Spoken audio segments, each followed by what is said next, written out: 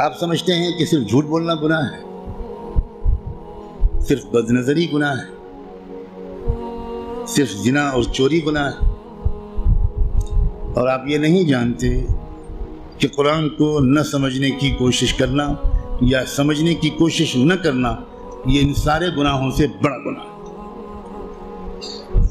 آپ انجینئر ہیں، بڑے خوش ہیں کہ میں انجینئر ہوں، آپ ڈاکٹر بن گئے، بڑے خوش ہیں کہ میں ڈاکٹر ہوں، آپ تاجر بن گئے اور آپ خوش ہیں کہ میں تاجر ہوں، اور آپ کو اس کمی کا احساس تک نہیں ہے کہ میں کتنا بڑا محروم انسان ہوں کہ میں اللہ کے کلام کو جو صرف میرے لیے آیا تھا وہ میں سمجھنے کی کوئی کوشش ہی نہیں کی میں۔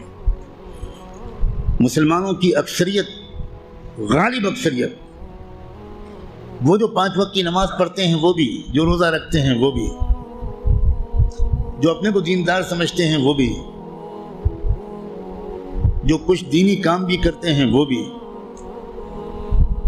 اس بڑے گناہ میں تقریباً سب شریک ہیں کہ وہ قرآن مجید کو سمجھنے کی کوئی کوشش نہیں کرتے اور قرآن مجید کو نہ سمجھنے کو گناہ نہیں سمجھتے یا سمجھنے کی کوشش نہ کرنے کو گناہ نہیں سمجھتے۔ تو آپ قرآن مجید کو سمجھنے کی کوشش فرض عین سمجھیں اور قرآن کو اب تک سمجھنے کی کوشش نہ کرنا یہ کبیرہ گناہوں سے بڑا گناہ سمجھیں۔ اور رمضان کا مہینہ جو گناہوں سے توبہ کرنے اور معافی مانگنے کا مہینہ ہے، اس میں سب سے زیادہ اس گناہ سے توبہ کریں۔ اللہ کے ہاں آپ کی بخشش اس لیے کہہ کے نہیں ہوگی کہ اللہ حضرت میں تعلیم کے حلقے میں بیٹھتا تھا اور اس میں منتخب احادیث پڑھی جاتی تھی، اس میں فضائل نماز پڑھی جاتی تھی۔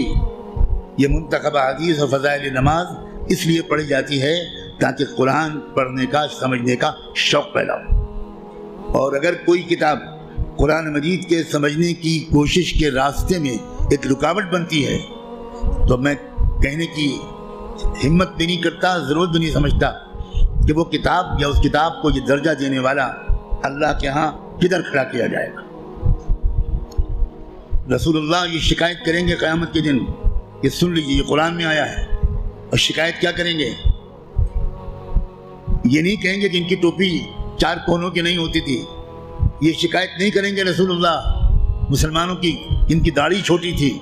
رسول اللہ شکایت کیا کریں گے کہ اللہ یہ ہے میری قوم جس نے قرآن کو چھوڑ دیا تھا۔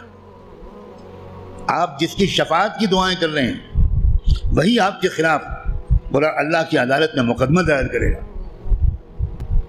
ہماری عورتیں 100% تقریباً قرآن مجید کو ٹھیک سے شاید پڑھ بھی نہیں پاتی، سمجھنا تو بہت دور کی بات ہے۔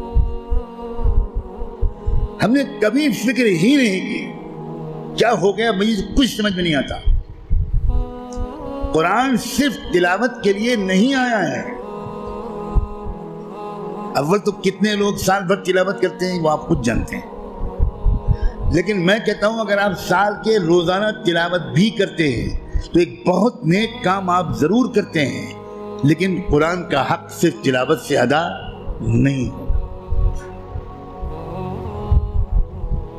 آپ کے دوست کا خط آپ کے پاس آئے، آپ کی ماں اپنا خط لکھے، آپ دور کہیں رہتے اور ماں آپ کو خط بھیجے،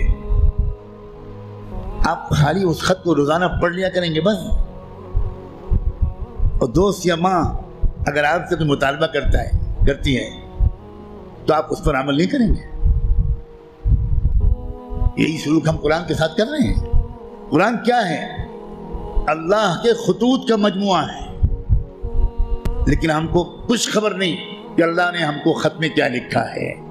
آپ کا دوست آپ کو خط لکھے اور آپ اس کو سمجھ نہ پائیں، آپ چین سے سوئیں گے؟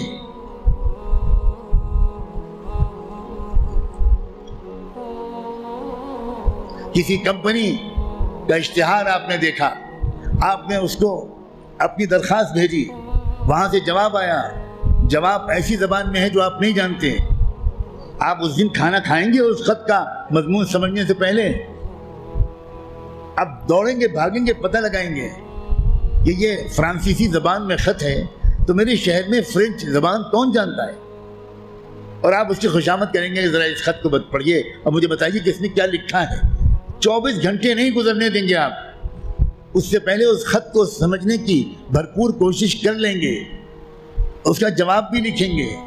لیکن قرآن ہے کہ 60 سال سے آپ کو پکار رہا ہے، اللہ کا خط ہے کہ 70 سال سے آپ کو آپ پاس آ رہا ہے، لیکن آپ نے ایسے کان بند کر رکھے ہیں، ہمیں کوئی دلچسپی نہیں اللہ کے خط سے، اللہ کہتے رہیں ہمیں کوئی دلچسپی نہیں، ہم بہت مشغول ہیں، ہمارے پاس فرصت نہیں ہے، ہم بڑے کامیاب تاجر ہیں، ہم اسٹوڈنٹ ہیں، ہم پروفیسر ہیں، ہم ڈاکٹر ہیں، ہم انجینئر ہیں، ہم پولیٹیکل ایکٹیوسٹ ہیں، ہم جرنلسٹ ہیں، ہم اخبار میں کام کرتے ہیں، ہم کہاں قرآن کا ترجمہ پڑھ پائیں گے بھائی، ہمارے پاس کہاں اتنا وقت ہے۔ بھگتتے گا ہر وہ انسان، ہر وہ مرد اور عورت جو قرآن مجید کو سمجھنے کی کوئی کوشش نہیں کرتا اور قرآن کے مطابق اپنے آپ کو ڈھالنے کی کوئی سیریس کوشش نہیں کرتا، خون کے آنسو روئے گا وہ شخص، خون کے آنسو روئے گا۔ ایسا شخص تو جب قرآن کی تلاوت کرتا ہے تو قرآن اس پر لعنت بھیجتا رہتا ہے۔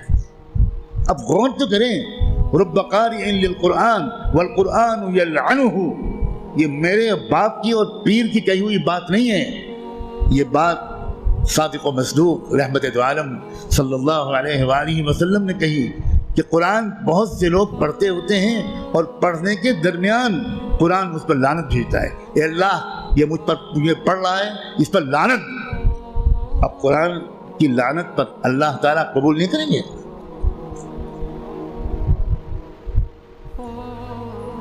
جو توہین قرآن کی ہم نے کی ہے، جو بے عزتی قرآن کی ہم نے کی ہے، اس کے حساب سے ابھی مسلمانوں کی اتنی پٹائی نہیں ہوئی جتنی ہونی چاہیے۔ آپ اتنی پٹائی پر پریشان ہیں، ابھی تو شروع ہوئی ہے پٹائی، پھر دیکھیے گا آئندہ کیا ہوگا۔